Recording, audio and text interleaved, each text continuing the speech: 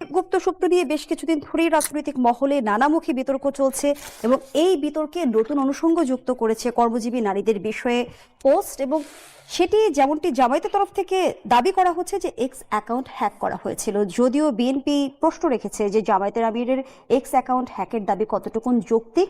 আরও একটি প্রশ্ন সামাজিক যোগাযোগ মাধ্যমে আমরা দেখছি যে ঘুরপাক খাচ্ছে যে আইডি হ্যাক করে বিতর্কিত পোস্ট দেওয়ার পর আবার আইডি নিয়ন্ত্রণ ফিরে পাবার যে দাবি জামায়াত ইসলামী করেছে তা কতটুকু যৌক্তিক।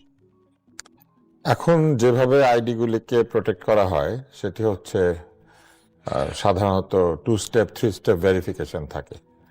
তো যেটা ঘটে সেটা হচ্ছে একটা ফোন নাম্বারের সাথে আইডিটা থাকে, একটা ইমেলের সাথে আইডিটা থাকে এবং ডিভাইসের সাথেও আইডিটা লক করা থাকে। অর্থাৎ আপনি যে কোনো নতুন ডিভাইস থেকে লগ ইন করলে শুধু পাসওয়ার্ড দিলে হয় না, তার সঙ্গে কোডটা রিসিভ করতে হয় এবং সেই কোডটা এখন কিন্তু ডিভাইসে যায় সরাসরি অ্যান্ড্রয়েডের মাধ্যমে।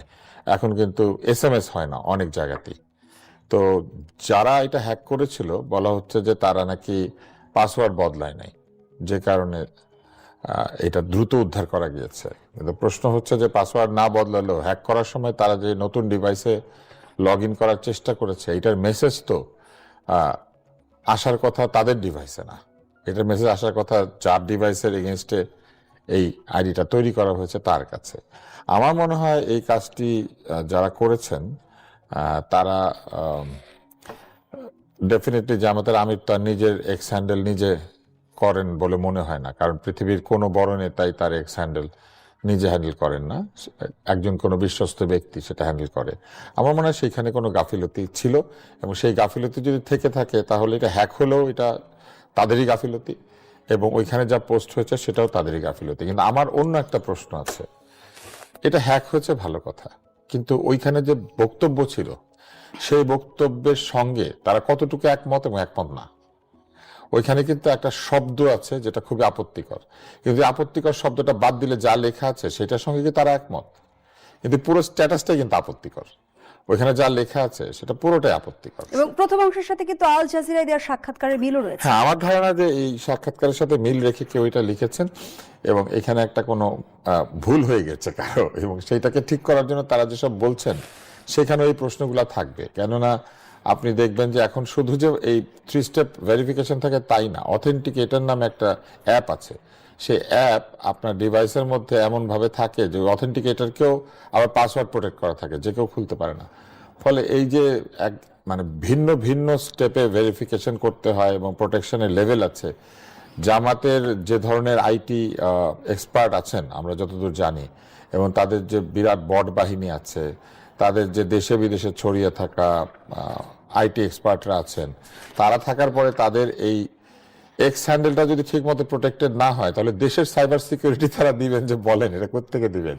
তাদের আমিরকে তারা প্রোটেক্ট করতে পারছেন না, এইটা একটা বিষয়। আরেকটি বিষয় হচ্ছে যে তারা কিন্তু তাদের ওই বক্তব্যের রাজনৈতিক কোনো বিরোধিতা করেন নাই, শুধু বলেছেন যে এটা হ্যাক হয়ে গিয়ে এটা লেখা হয়ে গেছিল, কিন্তু ওইখানে যা কথা বলা আছে এটার বিষয়ে তাদের বক্তব্য কি? ধরে নিলাম আপত্তিকর গালিগালাজ টাইপের যে শব্দটি রয়েছে যেটি খুবই আপত্তিকর, ওইটা বাদে বাকিটায় তাদের কোনো মন্তব্য নাই। এবং আমার কাছে আরো একটি বিষয় মনে হয়েছে যে তারা বলেছেন যে যারা হ্যাক করেছে তারা পাসওয়ার্ড বদলায় না, এটা খুবই হাস্যকর একটি দাবি। কেননা যে কিনা এইরকম একজন বড় মানুষের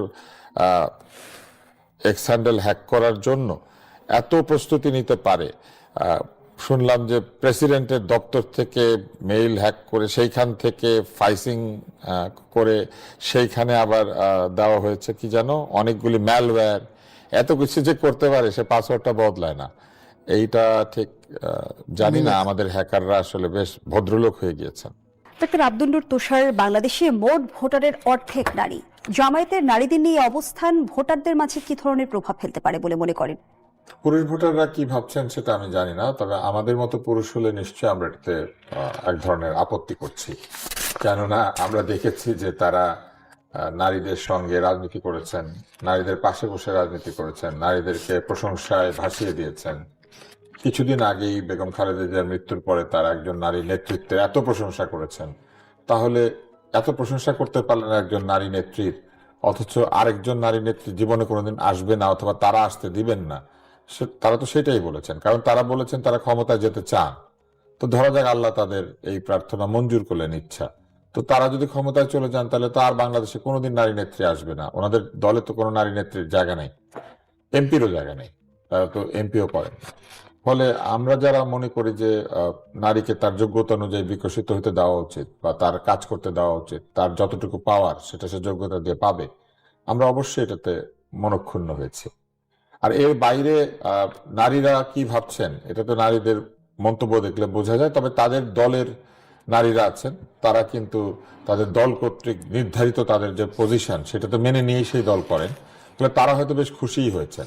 খুশি হয়েছেন এই কারণে যে তারা সারা জীবন এরকম ভোট চাইবেন বাড়িতে বাড়িতে গিয়ে, তারপরে তারা বক্তৃতা দিয়ে এসে বলবেন যে আমরা সব মেনে নিয়েছি, তারপরে তারা দয়া দাক্ষিণ্যের উপরে থাকবেন এবং তারপরে তারা এইভাবেই রাজনীতি করবেন, তারা যা পাচ্ছেন এটা নিয়ে সন্তুষ্ট থাকবেন। ফলে নিশ্চয়ই তারা খুব খুশি হয়েছেন। কারণ আপনি লক্ষ্য করলে দেখবেন যে দীর্ঘ একটা সময় ধরেই নারীদের নিয়ে এই মন্তব্য করে যাওয়া হচ্ছে।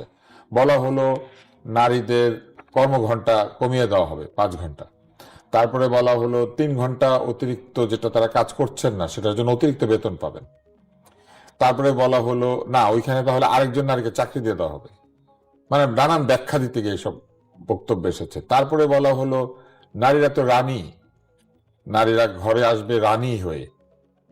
তারপরে বলা হলো যে নারীরা কোনোদিন আমির হতে পারবেন না, নারীরা রাজনীতিতে আসলেও আসলে পুরুষের নেতৃত্বেই থাকবেন, শারীরিক সীমাবদ্ধতার কথা নেতৃত্বের বলা জন্য হয়েছে। তাদেরকে তৈরি করা হয় নাই, এবং তারপরে বলা হয়েছে তাদের শারীরিক সীমাবদ্ধতা আছে। এই জায়গাটা আমি বুঝি না যে পেশি থাকা মানেই কি শারীরিক সীমাবদ্ধ না থাকা। পুরুষেরও শারীরিক সীমাবদ্ধতা আছে এবং পুরুষের অনেক ধরনের শারীরিক সীমাবদ্ধতা আছে। সেটা যদি পুরুষরা বুঝতে না পারে, বিশেষ করে আমাদের এই জামাতে ইসলামের নেতৃস্থানীয় ব্যক্তিবর্গ, তাহলে আমি অনুরোধ করবো একদিন তাদের দলে অনেক ভালো চিকিৎসক আছেন, নারী চিকিৎসক আছেন, তাদের কাছে গিয়ে একটু যদি তারা শোনার চেষ্টা করেন যে পুরুষের শারীরিক সীমাবদ্ধতা কোথায় কোথায়, তাহলে তারা বুঝতে পারবেন। তার মধ্যে একটা সহজ বিষয় বলি, পুরুষের বয়স বাড়লে প্রোস্টেট বড় হয়, প্রোস্টেট বড় হলে পেশাব আটকে যায় এবং সারাক্ষণ অনুভূতি হতে থাকে যে আমার একটু পরে মূত্রত্যাগের অনুভূতি হতে থাকে। তো এই যে যত বয়স বেড়েছে মূত্রত্যাগের অনুভূতি নিয়ে সারাক্ষণ যদি একজন পুরুষ নেতা হইতে পারে সারাক্ষণ, তাহলে সেটা নিয়ে তারা কি বলবেন? এটার জন্য পুরুষদেরকে ওষুধ খেতে হয়। সব পুরুষের এটা হয় না, আর অধিকাংশ পুরুষের হয়, তাদের ওষুধ খেতে হয়। এটাকে বলে বিনাইন হাইপারপ্লেসিয়া অফ প্রস্টেট। এটা একটা শারীরিক সীমাবদ্ধতা নয় কি? এটা একটা শারীরিক সীমাবদ্ধতা। অসংখ্য ধন্যবাদ জানাচ্ছি ডাক্তার আব্দুল নূর তুষার। জনাব গোলাম আলা রনি, একদিকে ইসলামের বিধান মেনে জামায়াত বলছে যে নারী নেতৃত্ব সম্ভব নয়, অন্যদিকে আবার বলছে তারা ক্ষমতায় গেলে এখনই শরিয়া আইন কায়েম করা হবে না। আবার আমরা দেখছি ইতিহাসে প্রথম তারা একজন হিন্দু প্রার্থীকে মনোনয়ন দিয়েছে। সব মিলিয়ে জামায়াতের এই অবস্থানগুলো যদি আমরা ভাগ ভাগ করে একটু জানতে চাই, সাংঘর্ষিক কিনা? সাংঘর্ষিক, তাদের অনেকগুলো সাংঘর্ষিক। তারা দীর্ঘদিন যাবৎ, যেমন আওয়ামী লীগ জামানাতে তাদের যে নির্বাচন কমিশন থেকে শুরু করে সরকারের প্রশাসন যন্ত্র এবং আওয়ামী লীগের সঙ্গে তাদের বন্ধুত্ব না হওয়ার পেছনে যে কারণ ছিল, 1 নম্বর ছিল মুক্তিযুদ্ধ। এখন তারা মুক্তিযুদ্ধের ধারক বাহক হয়ে গেছে। অথচ আওয়ামী লীগ জামানাতে যদি এটা হতো তাহলে এই যে রাজনীতিতে জামাতের যে বিশাল ক্ষতি হয়েছে সেটা হতো না। দ্বিতীয়ত হলো যে এই নারী নেতৃত্ব সহ সেই তাদের যে গঠনতন্ত্র, সেই গঠনতন্ত্রে তারা যে পরিবর্তন এখন এনেছে সেটা যদি আগে আনতো তাহলে কিন্তু আওয়ামী লীগের সঙ্গে তাদের সম্পর্কটা নষ্ট হতো না। তো আমরা যেটা দেখেছি যে জামাত তাদের যে রাজনৈতিক কর্মকাণ্ড, সেখানে স্থানকাল পাত্র ভেদে তারা সিদ্ধান্ত দ্রুত পরিবর্তন করে আর অদ্ভুত অদ্ভুত সব জিনিস তারা বলতে থাকে, এক একটা সময় এক এক রকম বলতে থাকে। এবং যে কয়বার 1954 থেকে আজ অবধি যে কয়বারই বাংলাদেশের রাজনীতির পট পরিবর্তনে ভিন্ন ভিন্ন পরিস্থিতি হয়েছে, তারা সবসময়টাতেই ভিন্ন মতাদর্শ, ভিন্ন ন্যারেটিভ তারা তৈরি করেছে। একটা ন্যারেটিভ আপনি দেখতে পাবেন না, যে যেমন বিএনপির বাংলাদেশি জাতীয়তাবাদ, আওয়ামী লীগের বাঙালি জাতীয়তাবাদ, তারা কিন্তু প্রথম দিন থেকে এই জিনিসগুলো নিয়ে তারা আছে। তো জামাতের কোনো একটা ন্যারেটিভ সেই 1947 থেকে আজ অবধি বা 1948 থেকে আজ পর্যন্ত যেটা ধারাবাহিকভাবে আছে, নট লাইক দ্যাট। এর মধ্যে তাদের বহুবার নেতা পরিবর্তন হয়েছে, বহুবার তাদের যে সুপ্রিম লিডার সেটা পরিবর্তন হয়েছে, আঞ্চলিকতা পরিবর্তন হয়েছে, নীতি এবং আদর্শ পরিবর্তন হয়েছে, এবং বিভিন্ন মানুষকে সমর্থন দেওয়া, বিশেষ করে ক্ষমতাধর লোকদের সাথে রাজনৈতিক ক্ষেত্রে সুবিধা আদায় করার জন্য যে কোনো পরিবেশ পরিস্থিতিতে কমপ্লাই করে, ইংরেজিতে যেটি বলে কমপ্লাই, অর্থাৎ মানিয়ে নেওয়া, সেট আপ করে নেওয়া। এই জিনিসগুলো করতে গিয়ে এখন বিএনপির লোক তো প্রকাশ্যই বলছে যে জামাতের এই যে চরিত্রটি, এই চরিত্রটিকে ইসলামীতে যেটাকে বলা হয় মুনাফিকি আমরা সব বাংলা যেটিকে বা ইংরেজিতে যেটিকে হিপোক্রেসি বলি। তো একটা দলকে যদি সামগ্রিকভাবে তাদের দেশের প্রধান রাজনৈতিক দল এবং সেই দলের নেতা সরাসরি হিপোক্রেট বলেন, সরাসরি মুনাফিক বলেন, আরবিতেও বলেছেন আর ইংরেজিতেও বলেছেন, আমি মনে করি যে এর সাথে অপমানজনক আর হতে পারে না। যে ঠিক আছে আমি রাজনীতি করি, আমার একটা বিরোধিতা থাকবে, কিন্তু এমন একটা যে শব্দ, যে শব্দ আমার সামনে বলা মানে মনে হয় আমি একটা বিজাত, অজাত, কুজাত। তো এইরকম আমাকে যখন একেবারে বলবো যে এর একেবারে বংশই খারাপ, অজাত রক্তই খারাপ, তো এর সাথে অপমান আর হয় না, বেঁচে থাকার কোনো মানে হয় না। এখন রাজনৈতিক অঙ্গনে জামাতের যারা বিরোধী পক্ষ যারা আছে তারা তাদেরকে বিশ্বাস করে না। Nobody trust them, nobody depend them. এবং তারা যে কথাগুলো বলছে ইট ইস মানে তার এখানে কোনো সাস্টেনেবিলিটি নেই, কনস্ট্যান্ট নেই, কনসিস্টেন্সি নেই, ধারাবাহিকতা নেই। যখন যেভাবে দরকার সেভাবে সেই কথাগুলো বলছে, আবার একটু পরে সেই কথা তারা চেঞ্জ করে একটা ফেলছে। ভিন্ন বিষয় আপনাদের দুজনের কাছে প্রশ্ন রাখতে চাই। আওয়ামী লীগকে পুনর্বাসন করলে বিএনপি আবারও বিপদে পড়বে, এমন মন্তব্য করেছেন এনসিপির মুখপাত্র আসিফ মাহমুদ। তিনি আরো বলেছেন, আমরা শহীদ রাষ্ট্রপতি জিয়াউর রহমানকে একজন জাতীয়তাবাদী নেতা হিসেবে সম্মান করি, তবে তিনি একটি বড় ভুল করেছিলেন আওয়ামী লীগকে পুনরায় রাজনীতিতে ফিরিয়ে এনে। তিনি আরো বলেন, 1/11 সময় আওয়ামী লীগের সঙ্গে ষড়যন্ত্র করে আপনার মেরুদণ্ড ভেঙে দেওয়া হয়েছিল, আমরা চাই না আপনার মতো আপনার সন্তানেরও মেরুদণ্ড ভেঙে দেওয়া হোক। জানতে চাই যে আসিফ মাহমুদের এই হুঁশিয়ারির পেছনে কি আওয়ামী লীগ নিয়ে এক ধরনের ট্রমা কাজ করছে? এটা উনি ভালো বলতে পারবেন। তবে আওয়ামী লীগকে পুনর্বাসন তো প্রথমে তারাই শুরু করেছেন। তাদের দলের মধ্যে এক্স ছাত্রলীগ বড় নেতা কতজন আছেন যারা কিনা বিভিন্ন সময় প্রধানমন্ত্রীর সাথে দেখা করে প্রধানমন্ত্রীকে পরামর্শ দিতেন। প্রধানমন্ত্রীকে পরামর্শ দেওয়া লোক তো তার দল থেকে এমপি ক্যান্ডিডেটও হয়েছেন। আওয়ামী লীগের পুনর্বাসন তো প্রথমে তারাই করেছেন। প্রধানমন্ত্রীকে পরামর্শ তার যে কোনো ছাত্র দিতে পারে না, তাই না? যে কোনো ছাত্র নেতাও দিতে পারে না। এটা হচ্ছে একটা। দ্বিতীয়ত, কে কার মেরুদণ্ড ভেঙে দেবে এই ভবিষ্যৎবাণী তিনি যেভাবে করছেন এটা অত্যন্ত আপত্তিকর।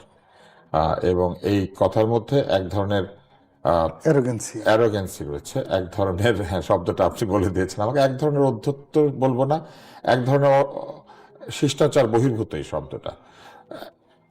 আমি একটা কথা বলি, প্রহার কি শুধুমাত্র একজন ব্যক্তি হয়েছে? মেরুদণ্ড ভেঙে দেওয়া হয়েছে যে বলা হচ্ছে, প্রহরিত তারা হন নাই?